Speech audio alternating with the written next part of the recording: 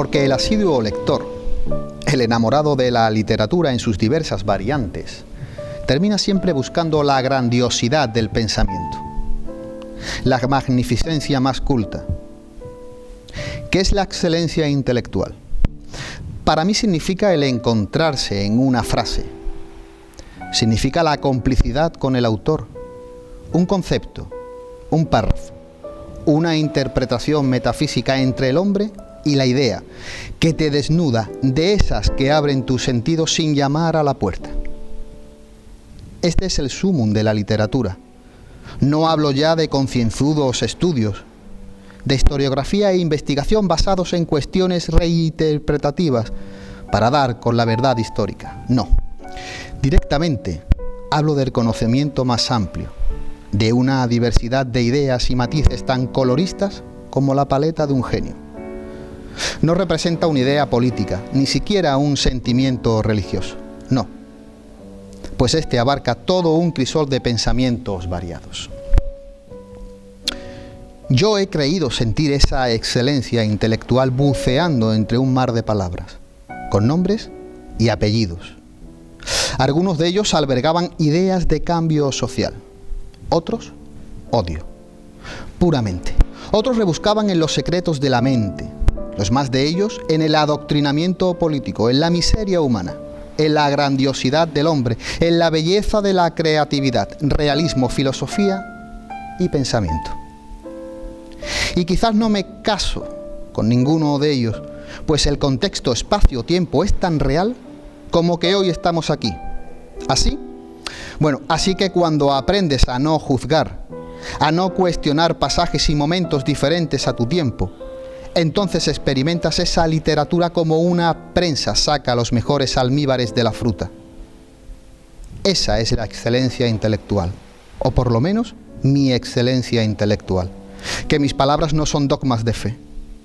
El no sentir remordimientos a la hora de leer literatura de calidad, sea cual sea su color, en alabar a quien escribe con un ideario diferente al tuyo, porque incluso así siempre destacarás en su erudición, en su oratoria modulada, en su fina retórica, viva, estudiada, representativa de modo atemporal, aquellas reflexiones únicas que te diferencian de cualquier lector.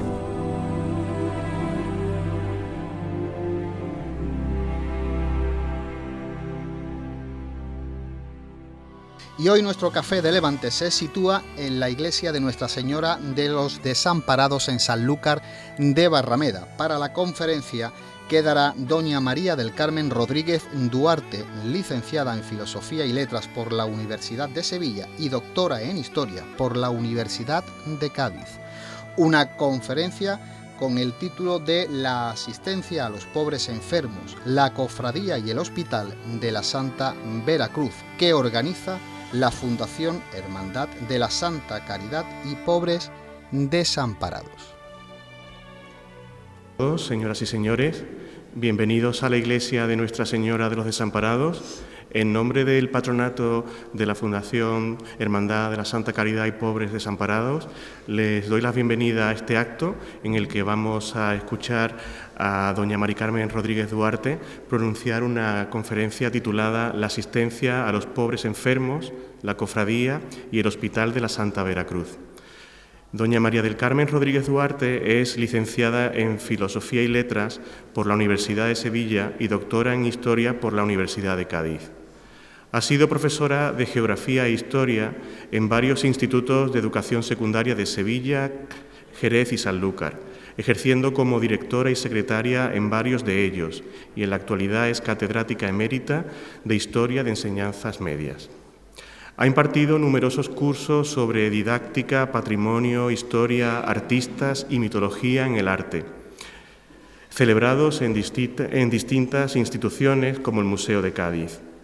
Ha participado en congresos en Sanlúcar, Palos de la Frontera, Cádiz y Málaga, sobre historia local, historia del arte, temas americanistas, monacato femenino, con especial atención a la comunidad de clarisas de Regina Coeli de Sanlúcar de Barrameda y al mecenazgo artístico ejercido por los duques de Medinasidonia sobre su convento.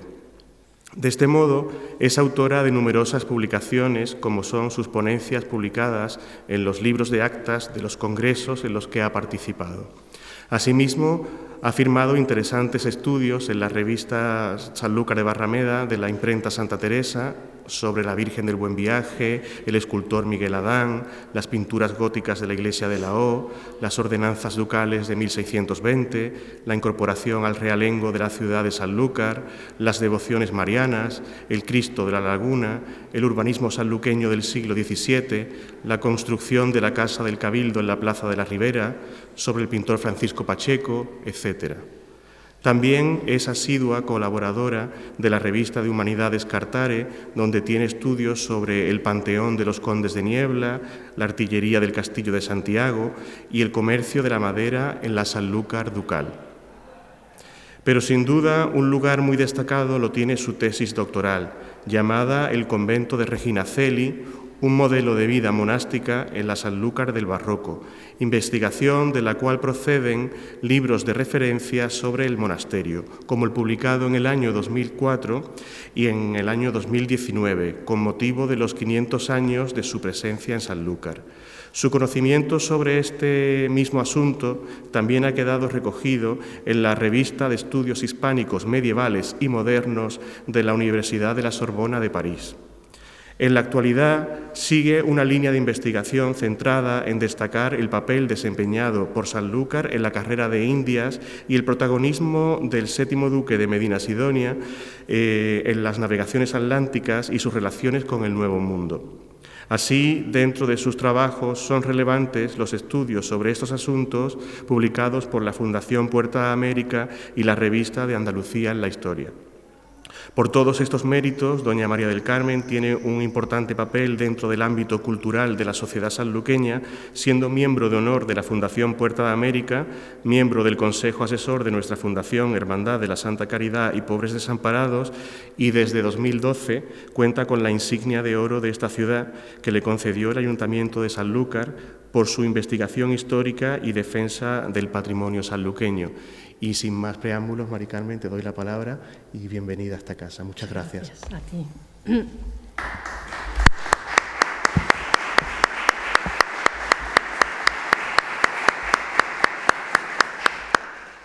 Buenas tardes. Muchas gracias a la Fundación por invitarme a esta charla y a Antonio por el cariño que siempre me demuestra, desde pequeñito que lo conozco. Y a todos ustedes, pues también muy agradecida por vuestra presencia. El tema que hoy nos reúne forma parte de un estudio de investigación que comencé hace ya algunos años, creo que fue sobre el 2018, y que me he propuesto este año intentar ya terminarlo. Se está centrado en la sanidad en la Sanlúcar de los siglos XVI y XVII, más exactamente hasta terminar a la mitad del siglo XVII, cuando ya Sanlúcar deja de pertenecerle a la Casa Ducal y pasa a la Corona. Y el origen de este trabajo tuvo lugar cuando encuentro en el archivo de la Fundación Casa de Medina Sidonia unas listas de medicamentos que en el siglo XVI unos boticarios, y en el siglo XVII también, sanluqueños, envían a la Casa Ducal. Unas listas, son varias, algunas en latín. Los boticarios tenían que saber latín porque así se lo exigían las recetas de los médicos. Unas listas con unos nombres extrañísimos, totalmente desconocidos para mí. Aparece primero el nombre, la cantidad del medicamento, el precio, y al final de toda esa lista, algunas tienen más de 40 folios, 40 páginas. Aparece la firma del boticario, la cantidad que se le adeuda y también la firma del médico que está tasando esas recetas, esas medicinas que han enviado a Palacio. Por lo general, siempre el médico rebajaba algo de aquella cantidad que el boticario pensaba que le pertenecía por el trabajo y por lo que había dado. Bien, cuando se comienza una investigación, algunos de los que están aquí saben lo que es eso, empiezan a surgir preguntas y empiezan a abrirse puertas, a veces son ventanas pequeñitas por las que tenemos que intentar entrar a ver si llegamos a encontrar unas respuestas válidas para esas preguntas que nos estamos haciendo. Por ejemplo, me pregunto cuál sería la situación sanitaria de Sanlúcar en aquel momento, qué mentalidad existiría en aquellas personas sobre las causas de las enfermedades, comúnmente admitida, la primera, castigo de Dios por los pecados de los hombres. Entonces se surge una enfermedad, enseguida hay que hacer rogativas, procesiones para intentar aplacar la ira divina. Pero junto a esta creencia hay otra también muy fuerte, y es la idea que se tenía de la importancia, de la influencia de los astros en la aparición de las enfermedades. La conjunción de los astros podía hacer que el aire entrara una corrupción y apareciera una enfermedad. Refiriéndome a este dato de la corrupción, de la conjunción de los astros, existe un grabado de Alberto Durero de finales del siglo XV, donde aparece una figura masculina con el cuerpo todo lleno de úlceras, de manchas, y sobre él 3 planetas, Marte, Júpiter y Saturno, y están los 3 en la conjunción de la constelación de Escorpio. Es decir, que se cree que esa conjunción de los astros ha propiciado esa enfermedad. En el archivo, en la biblioteca del archivo de la Fundación Casa Medina Sidonia, he tenido que verme algunos tratados de farmacopea para el estudio de la sanidad y me encuentro uno, y os voy a leer un trocito porque tiene que ver con lo que estamos hablando. Es del año 1606, de un doctor, Juan Alonso de los Ruices, en Madrid, de la Universidad de Alcalá, y dice la influencia de los astros sobre el estado de las preñadas. No será buena la sangría estando la luna en Géminis, ni será bien echar ventosas estando en Tauro. Otro tiempo hay donde son amigables las estrellas y sus influencias. Y sobre cuándo y cómo se debía de purgar a las preñadas, dice este autor: si la luna está en Escorpión, hay que dárselo en forma de bebida, y si está en Piscis, en forma de píldoras.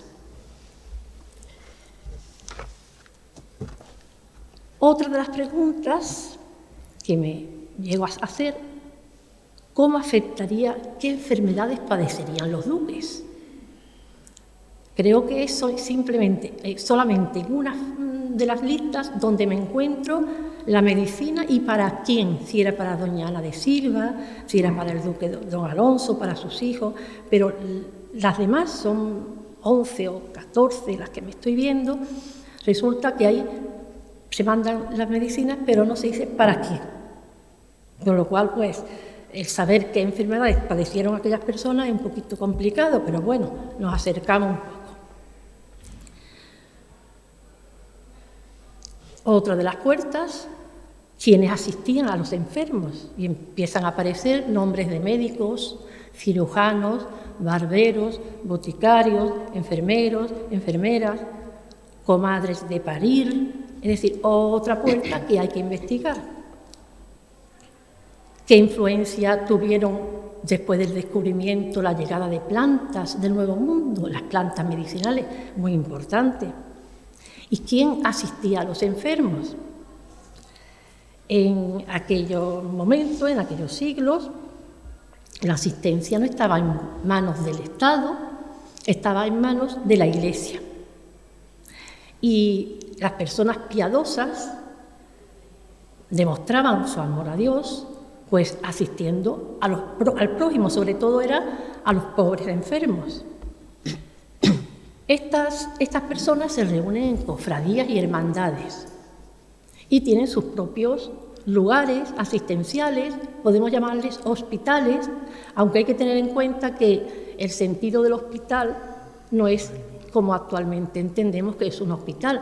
A veces eran simples salas, casas que se tenían para recoger a esos enfermos. Estoy recordando, por ejemplo, el 8º duque, don Manuel, cada año pagaba el alquiler de 2 casas, una para los hombres y otra para las mujeres, junto a la ermita de San Blas, en el barrio Alto, donde estuvieron los franciscanos descalzos antes de trasladarse a San Diego, el actual hospital.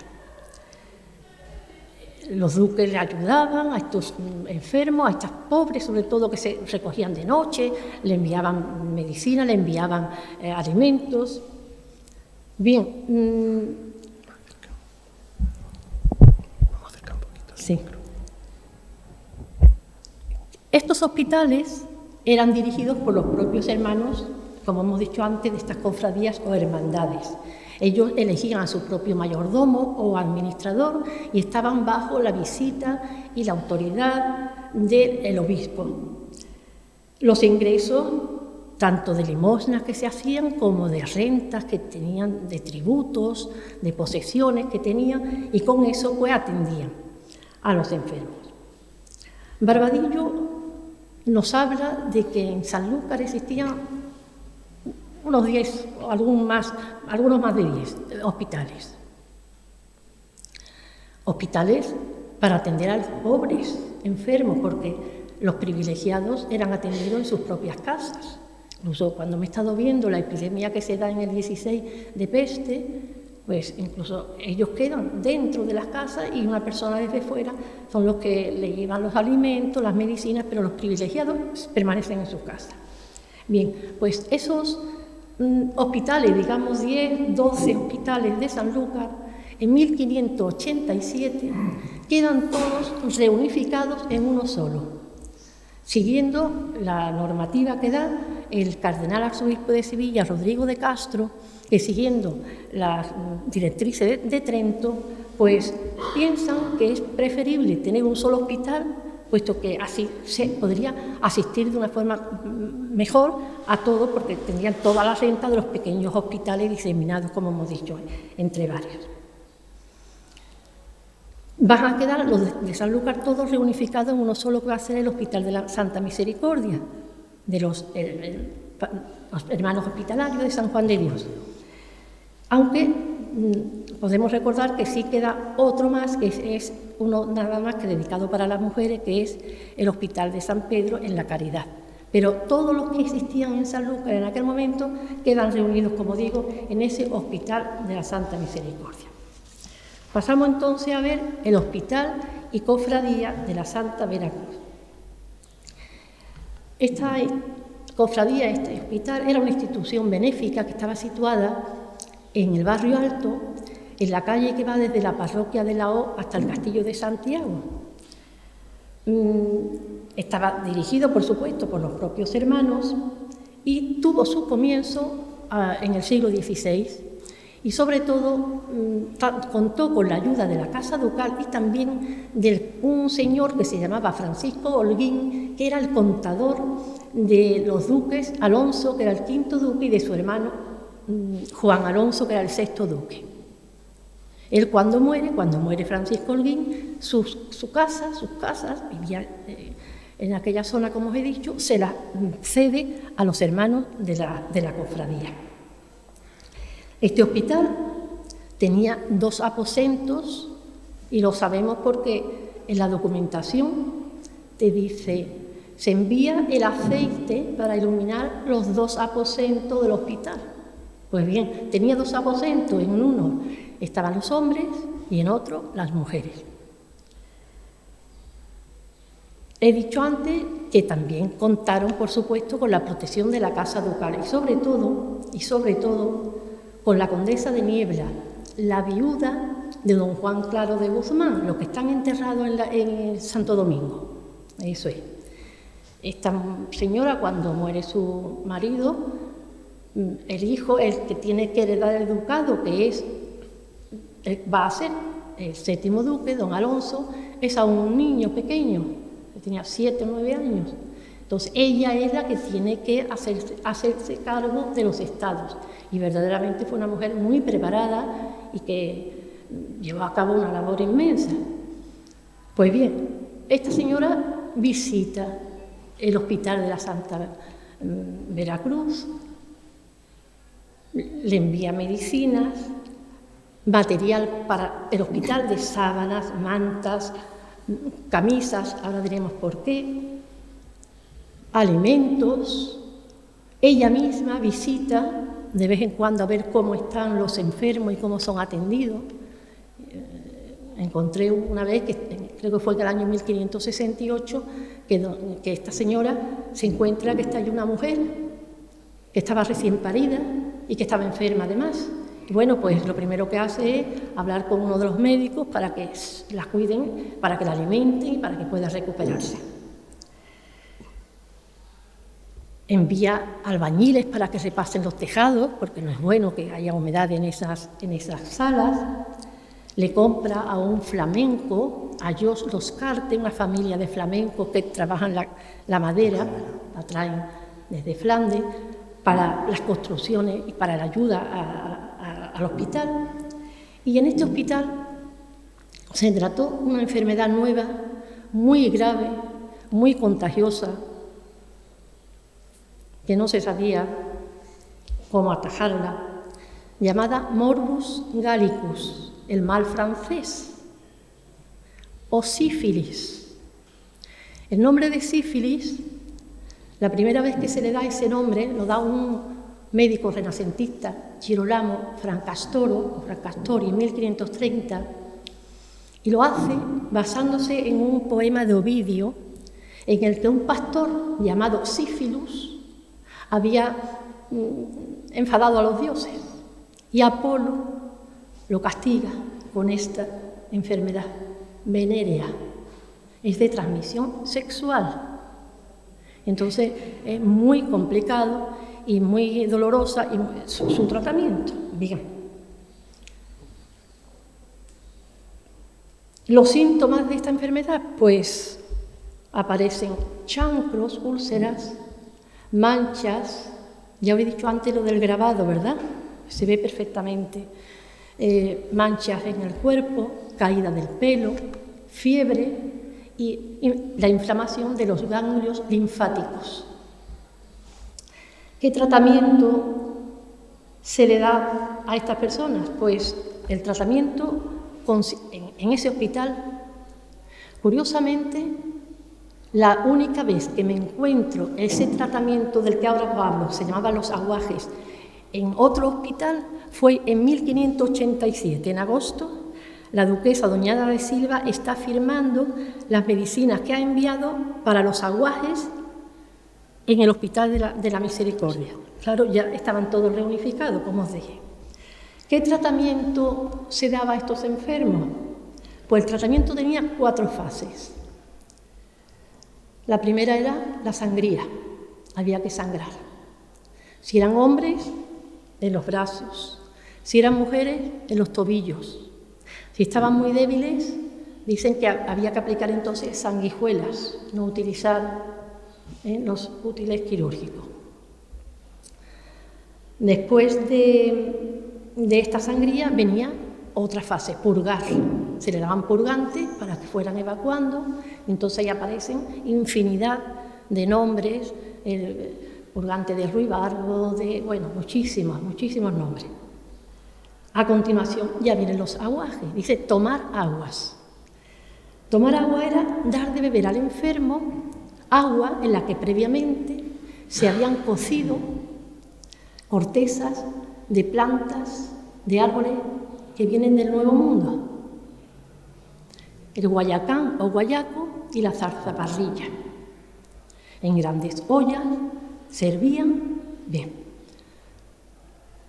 El guayaco o guayacán viene de las Antillas, como digo, y curiosamente el comercio lo monopolizan los fúcares, los fuyes, los banqueros de Carlos V.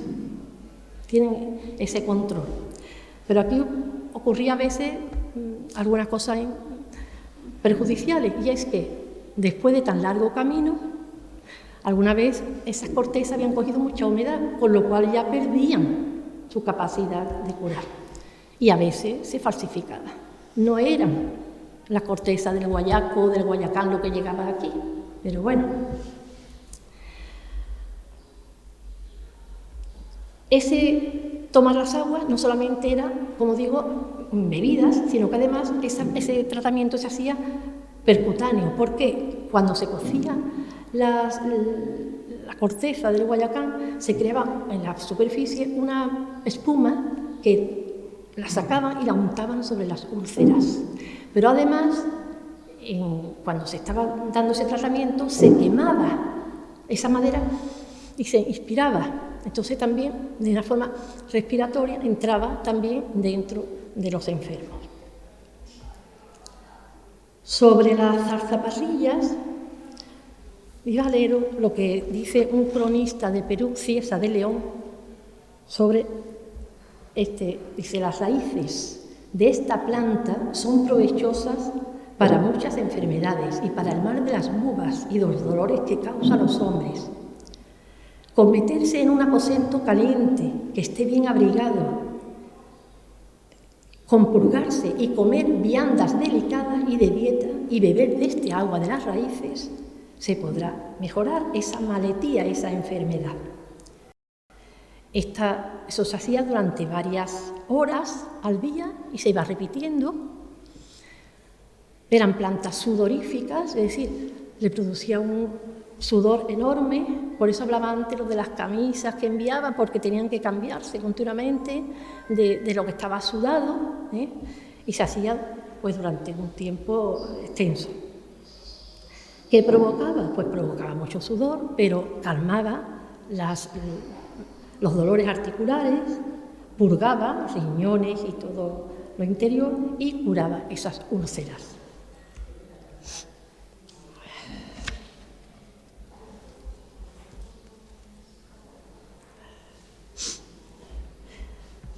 Hemos dicho que eran 4 fases: sangría, purgar, tomar las aguas, y lo último eran las unciones, mercuriales, unciones, que se empezaban desde el cuello, el enfermo en la cama, hasta los tobillos, con mercurio.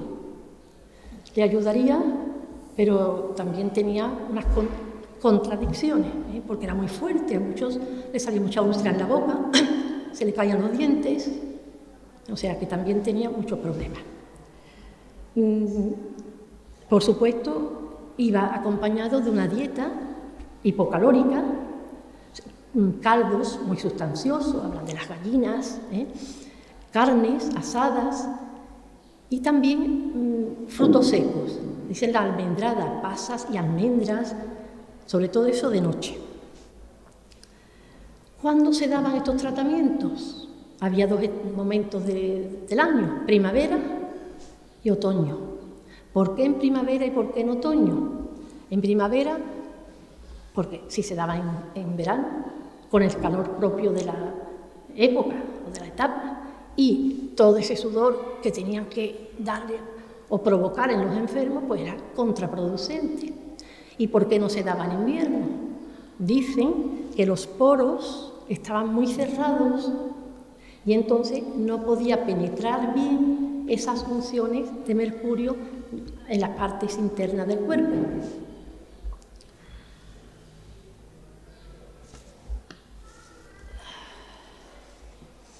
Dentro del hospital también existían otros enfermos, había mujeres, como decía antes, y tengo aquí un escrito de un capellán de aquel hospital, Francisco de Figueredo, que nos dice, ese fue en el año 1568, dice: el número de mujeres recogidas que estaban en la Veracruz, dice, estos días de Semana Santa, esas mujeres recogidas eran las mujeres de los prostíbulos, que saben ustedes, de la casa de Mancebilla, que durante la Semana Santa se cerraba. Y entonces, ¿dónde iban? Pues se recogían, o bien en San Miguel, o bien en Veracruz. La condesa de Niebla le ayuda mucho porque le daba como dote al hombre que se casaba con alguna de ellas, pues le daba 20 ducados para ayudarle al casamiento, y hay muchos casos de eso. Pero bueno, nos dice el capellán, dice, estos días de Semana Santa he dado carbón, claro, carbón hacía falta para las ollas, para especias, aceite, para las mujeres recogidas, que son 6, las que están en el hospital, y otra que está fuera, que un herrero la llevó a su casa y le ha dado de comer por amor de Dios. Eso está, bueno, en el legajo 2597, ya os he dicho el año 1568. Eso continúa el mes de abril, el mes de mayo, en toda la documentación, día por día, te está diciendo qué hace, qué se les da, quién mejora, quién no mejora, cuántos enfermos quedan, hasta llegar a junio. Y ya en junio se acaba ese primer aguaje. Segundo aguaje empieza en septiembre con el mismo tratamiento, con las personas que en aquel momento hayan acudido al hospital. Recomendaciones de los médicos.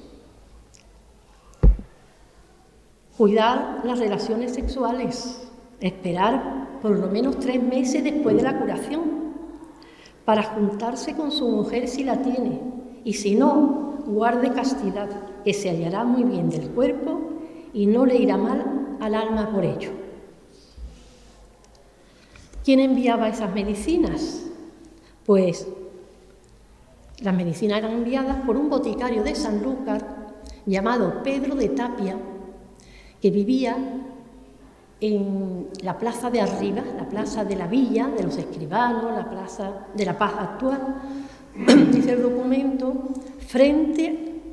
junto al Cabildo y frente a la parroquia de Lao, o sea que lo tenemos ubicado. Y formaba parte de una familia de boticarios, su padre Juan, su hermano Antonio, pero las listas que yo he estado viendo referido a este momento del siglo XVI son de Pedro de Tapia. Y son tasadas por Pedro de Peramato, que igual os suena, este médico que llegó a convertirse en el principal médico de la Casa Ducal. Venía de Córdoba, allí había tenido un problema familiar, había sido acusado porque lo hizo efectivamente de la muerte de su mujer, por motivos de celo. Había sido condenado, desterrado a África, pero el séptimo duque consigue hacerse con él, traerlo a Sevilla y lo convierte en su protomédico y en su médico de cámara. Los médicos podían ser de la casa, entonces atendían a todos, criados, esclavos, pajes, o de cámara personal. Ese solo asistía al duque, a la duquesa y a sus hijos. Este Pedro de Peramato se convierte en el médico de cámara del séptimo duque. Y este es el que tasa. Y tiene además un trabajo en Sanlúcar muy importante. ¿Qué ocurre a partir de 1587? Cuando hemos dicho que ya se reunifican los hospitales, que el hospital de la Veracruz deja ya de tener ese papel como tal. Y la hermandad comienza a entrar en un periodo de progresivo debilitamiento.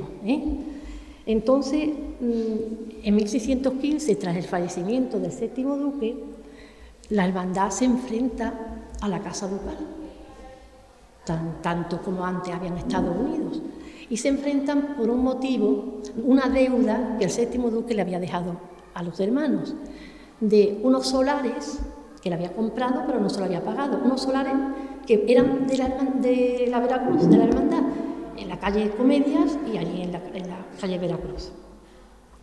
Este pleito dura 3 años, porque en 1618 se tasan el duque entonces, don Manuel, el octavo duque, envía al maestro mayor de las obras, Bartolomé Rodríguez, para que tase aquello, y lo tasa en 100 ducados. No le parece suficiente a los hermanos, pero para no seguir pleiteando, pues lo aceptan y con aquello pues se acaba. A esta cofradía pertenecieron personas de lo más escogido de la sociedad sanluqueña. Os leo rápidamente algunos. Muchos criados de la Casa Ducal. Decir criados no son criados en el sentido actual sino un criado era un señor importante, ¿eh? Por ejemplo, don Jerónimo Abreu y Soria, que era el contador mayor del 7º duque y presidente de su consejo, o don Juan de Liébana, también de su consejo, don Diego de Ormaza, que era el mayordomo mayor, un papel importantísimo el que él desempeñaba, o don Melchor de Herrera, su caballerizo mayor, su maestresala, don Gonzalo del Castillo, era el que probaba la comida en el comedor antes de que se le sirviera al duque, o bien Diego de la Cueva y Aldana, don Diego de la Cueva y Aldana, que era el alcaide del Palacio de Doñana, presbítero como don Luis de León Garavito, todos estos hermanos de la cofradía. Por ejemplo, Bartolomé de Arau, que fue mayordomo también de Oblas de Palma, que era el mayordomo de las Atarazanas. En 1620 ya empieza el deterioro, bueno, ya venía de más atrás el deterioro de la iglesia y ya los hermanos piensan en el traslado. Muchas gracias. Muchas gracias. Empieza ese deterioro y deciden que tienen que salir de donde estaban. Me van a permitir que les lea una frase de nuestra, muchas gracias, de nuestra añorada duquesa.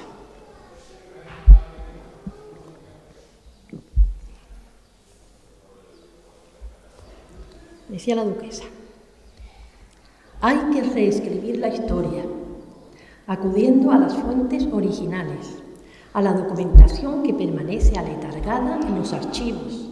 Posiblemente su análisis rebata lo que hasta entonces se haya escrito. Me ha venido muy bien esta frase porque voy a deciros lo que encontré en el libro de Historia de Sanlúcar de Barbadillo, en la página 296, sobre Veracruz. Dice Barbadillo: aunque se dice que data esta hermandad del siglo XV, no existen referencias hasta principios del XVII. Ya hemos visto que hay antes. En un principio, quédense ustedes bien porque luego voy a rebatirlo. En un principio radicaba esta hermandad en la ermita de su nombre, pero posteriormente, habiéndose fundado en ella y casa colindantes la Compañía de Jesús, el duque de Medina Sidonia les dio en compensación en 1620 el altar de la iglesia de la Merced, donde hoy subsiste, dando culto a la magnífica escultura que se supone obra de Montañés. Esto es lo que dice Barbadillo y lo que yo siempre había leído y había estudiado y había entendido. Cuando te metes en la documentación, yo la estoy realizando en el archivo de la Casa Medina Sidonia, veo que se desmonta lo transmitido por la historiografía tradicional, se contradice. A ver, la cofradía, ante el deterioro en el que ya se encontraba, expresaron su voluntad, y así lo dice el documento, su voluntad de trasladarse desde su sede a una iglesia, a un convento, donde los religiosos pudiesen atender mejor los actos litúrgicos, como ya había ocurrido con otras hermandades, por ejemplo, la del Nombre de Jesús, que radicaba en la calle Cruce y se fueron a Santo Domingo. Bien.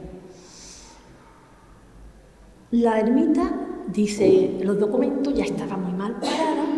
Ellos no podían hacer los oficios con el decoro que el culto divino requería, y entonces los hermanos se reúnen en capítulo y deciden trasladarse. ¿A dónde piensan trasladarse? Pues a un convento que en 1620 empieza a fundarse y a levantarse, el de la Merced, donde había estado la ermita de Belén. Los hermanos hablan con los mercedarios y llegan a un acuerdo. Los hermanos piden a los mercedarios, todavía no ha aparecido aquí don Manuel, el duque, que le diesen, dice el documento, la capilla que está en el crucero de la iglesia de aquel convento del lado derecho, que están edificando, para trasladar a ella la cofradía, ya el hospital no existe, y para mayor adorno nos diesen asimismo la hechura La hechura es la imagen, la escultura. Ellos dicen hechura de un Cristo crucificado para ponerlo en el altar de dicha capilla, que hoy está en el oratorio de los religiosos de dicho convento. Esto es textual del documento. Así como piden también 6 sepulturas en el cuerpo de la iglesia para entierro de los hermanos y una sala para poder celebrar los capítulos, un sitio para las insignias y para los pasos y un lugar para lavatorio. Ya os diré por qué. A cambio, ellos tendrían que entregarle a los mercedarios 1000 ducados en tributos, que sobre todo lo van a pagar a plazo y lo van a imponer sobre sus posesiones, sobre todo sobre el corral de las comedias. Y digo que los hermanos de la Veracruz necesitaban un lugar de lavatorio porque ellos se flagelaban, se autoflagelaban, en recuerdo de la flagelación de Jesús en la pasión. Una vez terminado el acto penitencial, ellos necesitaban un lugar donde lavarse y curar las heridas. De ahí que le pidan y efectivamente se lo van a dar. Por eso fue una de las peticiones que ellos le hicieron. Si ustedes recuerdan, por ejemplo, los disciplinantes de Goya, recordé ese cuadro, que se ve cómo están todos los hermanos de aquella cofradía heridos y se están, después pues necesitan lavarse, como supuesto, y curarse. Bien, pues los mercedarios están de acuerdo, pero necesitan que cuenten con el beneplácito, con la licencia de don Manuel. ¿Por qué? Pues porque el duque era el patrono y era el que estaba allí gastándose el dinero. Y entonces acuden a don Manuel y le piden permiso que dé su licencia. Don Manuel otorga su consentimiento. Y viendo el consentimiento del duque, los mercedarios damos la capilla colateral en el lado derecho, que de presente se está labrando y edificando, y aceptamos. Desde hoy en adelante le hacemos cesión, traspaso y donación firme y valedera de la dicha capilla a la dicha cofradía de la Santa Veracruz, y juntamente le damos la hechura del Cristo. ¿Saben ustedes cuál es? El Cristo de la Veracruz. Por 1000 ducados, bueno, que ellos confesaron que era el valor que tenía. Los hermanos se comprometían a que el traslado sería perpetuo, firme, y que, pone el documento, fundaban de nuevo la cofradía en el convento para que de allí no se pudiera mudar, como si en él hubiera sido su primera fundación. El duque, don Manuel, escribe en 1621, en julio, una carta al nuncio de su santidad y a su hermano, don Alonso, que era el patriarca de las Indias, y solicita una licencia para que los hermanos de la cofradía de la Veracruz, todo esto lo escribe el duque, puedan hacer donación a los padres de la Compañía de Jesús de la iglesia y ermita donde antes estaba dicha cofradía. Sin esta licencia, dice el documento, no podrían estos padres ir fabricando con seguridad. Yo creo que vemos cómo ha cambiado lo que decía o dice Barbadillo con lo que nos dicen los documentos.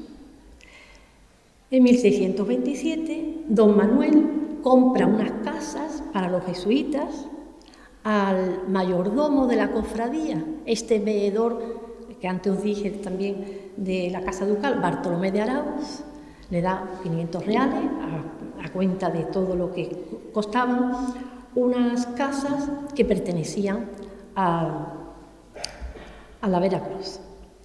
Y además, dice el documento que están fundando en ella. Bien.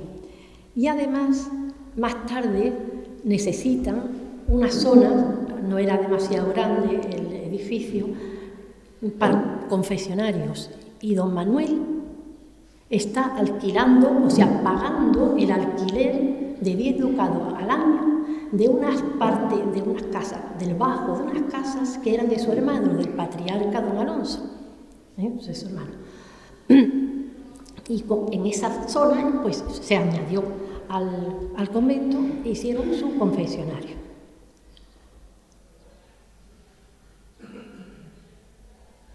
Con esto vemos como verdaderamente el estudio de las fuentes originales son los que a veces nos pueden ayudar a entender mejor lo que a veces ya conocíamos o creíamos conocer. Y el trabajo, el amor que pusieron todos estos hermanos durante aquellos siglos, atendiendo a los pobres enfermos, no solamente ya con sus visitas, sino con sus limosnas y con su atención, aparte de los sanitarios, por supuesto, pues fue una prueba más de cómo en Sanlúcar en aquel momento la sanidad o la asistencia a los enfermos y sobre todo a los pobres enfermos llegó pues por la cofradía de Pan de Pobres, por la cofradía de los desamparados donde ahora estamos, por la de la Veracruz y por alguna otra que entendieron que amar a Dios fuera sobre todo empezar por el amor al prójimo. Nada más.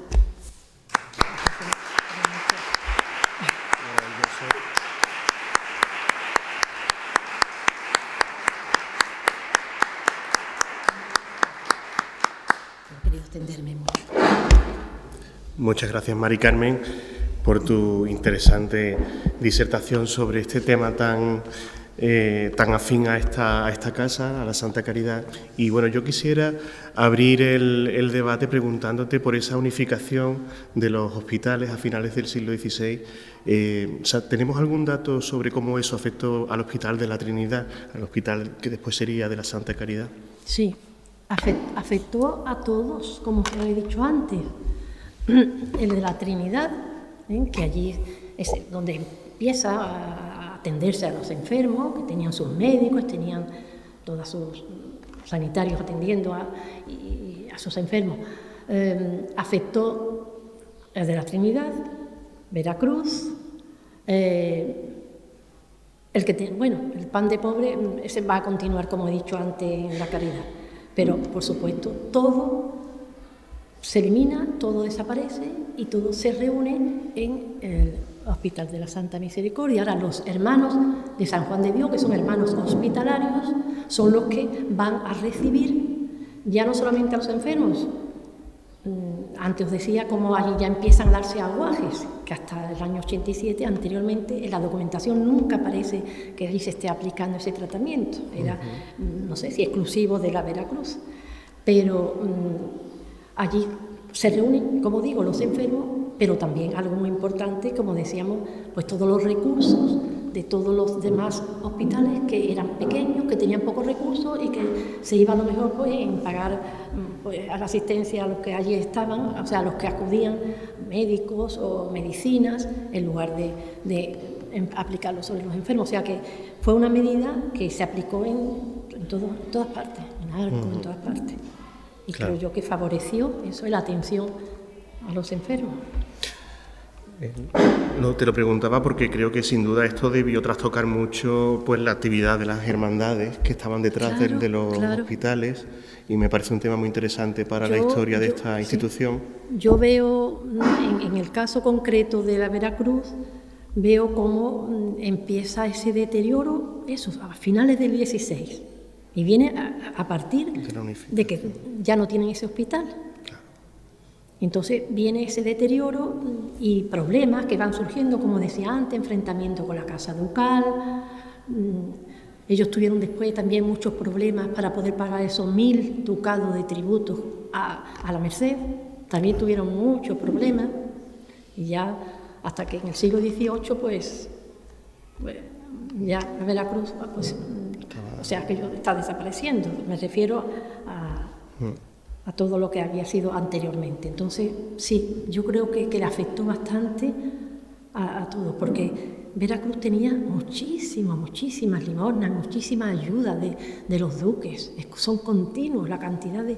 Ya no solamente están pagando a los médicos, a los enfermeros, a los boticarios, es que le están llevando incluso la alimentación. Muchas veces se llevaba de la despensa de los duques, la carne, el pan, el bizcocho, de la botillería, vino que también se les daba a los enfermos, o sea que eso, ahí ya empezaron a perder la importancia, o no sé, la importancia sí que tuvieron en aquel momento. Claro. Creo que sí, que tuvo que influir bastante. Y ya te digo, a partir de ahí ya se está viendo cómo se está viniendo abajo, cómo están buscando, están viendo el ejemplo de otras cofradías que también están en más situación, pero que acuden, como decía antes, en el nombre de Jesús, a Santo Domingo o a San Agustín o a San Francisco, y están buscando tener ahí ya eso, por lo menos un mayor ornato en sus ritos y un mayor, no sé, dice que ya aquello había decaído, que ya no era lo que había sido anteriormente y que por eso ellos pues quieren trasladarse a la Merced. Y efectivamente allí tuvieron unos años de esplendor. Sin duda. Bueno, pues si alguno de los presentes quiere plantear alguna cuestión a doña Mari Carmen, pues yo creo que es el momento de hacerlo. Mi querido alumno, Juan. El comentario es, tú has aportado una cosa que yo creo que es muy interesante.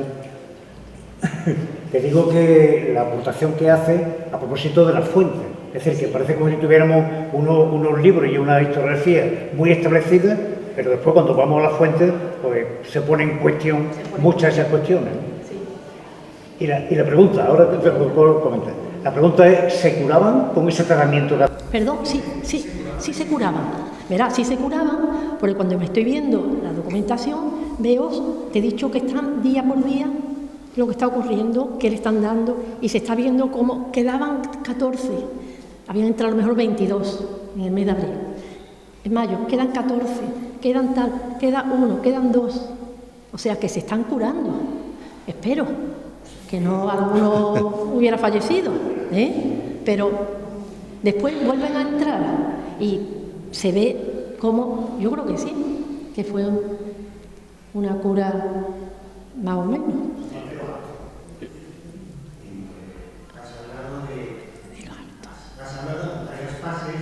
Sí, del tratamiento, ¿no?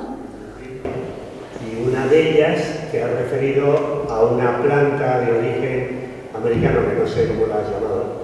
Desde la perspectiva actual, ¿se conoce las propiedades que podía tener esta planta?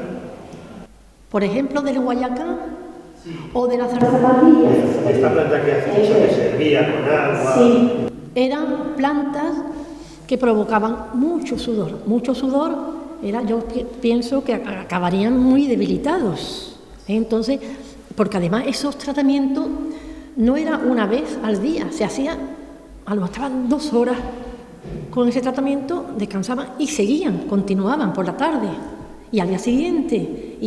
O sea que eran tratamientos muy fuertes y eran plantas sudoríficas, lo que provocaba era eso, como dice, el purgar, el echar fuera todos esos humores malignos. Yo verdaderamente, digo ya que el trabajo que estoy haciendo sobre la sanidad desde el punto de vista histórico. Claro, yo no me puedo meter en un tema que no es, eso es para los especialistas médicos. Lo único que, eso sí, acudo a algún médico pidiéndole ayuda cuando veo algo que podría tener este señor. Por ejemplo, en el caso de don Manuel, el 8º duque, el pobre tenía una salud bastante débil, porque me estoy encontrando año por año cómo se está debilitando. Las actas capitulares dicen, vamos a hacer rogativas, una misa cantada y una procesión desde la parroquia de la O hasta la Caridad, muy solemne, porque el duque está en cama, está enfermo, pero es que había estado antes tomando los baños en Alicún, en Granada, baños medicinales, y me sigo encontrando las enfermedades. El pobre lo pasó muy mal, tuvo un problema de vías urinarias, sí, de riñones, de urinario, o sea que, y además el documento dice, es que que no puedo vivir así. Y no, bueno, muy curioso, por ejemplo, un documento de su tesorero que dice, le he traído unas muestras de Sevilla de unas telas bonísimas, dice, preciosas, maravillosas, pero no las quiere, no les gusta. Lleva un mes con el mismo traje y no tiene valor, no tiene ilusión por cambiarse. Y son preciosas estas telas que le he traído. Claro, el pobre que va a tener ganas de cambiarse ni de pensar en... Cuando anteriormente de estar enfermo, los primeros años, ahí vemos una relación de tejidos, de botones de oro, docenas y docenas y docenas para el duque. Pero claro, cuando se está enfermo no se tiene ganas de nada más que de ponerse bien. Que me decían lo de la documentación, Juan, yo siempre estudié y os expliqué a mis alumnos que es que el desastre de la Armada fue porque, según yo estudié en el Vicent Vives, el séptimo duque no tenía ni idea de la navegación. Ahora resulta que te metes en la documentación y también se cae esa idea.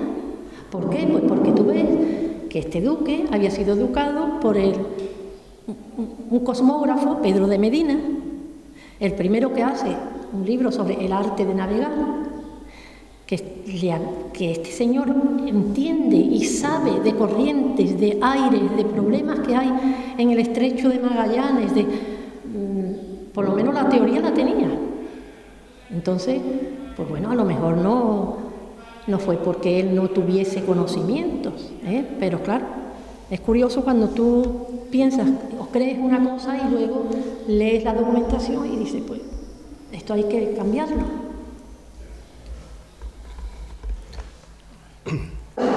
Bueno, pues si no hay ninguna otra cuestión por parte del público, yo creo que podemos dar por cerrado el acto, agradeciendo de nuevo a Mari Carmen su presencia aquí esta tarde. Para nosotros es un placer muy grande, Mari Carmen. Gracias. Nos ha costado un poco traerte, ¿sí? Pero yo creo que tú estabas un poco reacia a venir, pero está demostradísimo que tenías una cosa muy interesante que contarnos. Lo que pasa, Antonio, y tú entiéndelo, yo te conocí de ti muy pequeño, que yo ya estoy muy mayor.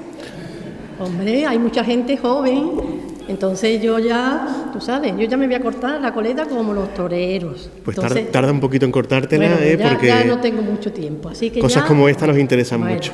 Gracias. Bueno, pues muchas gracias a todos.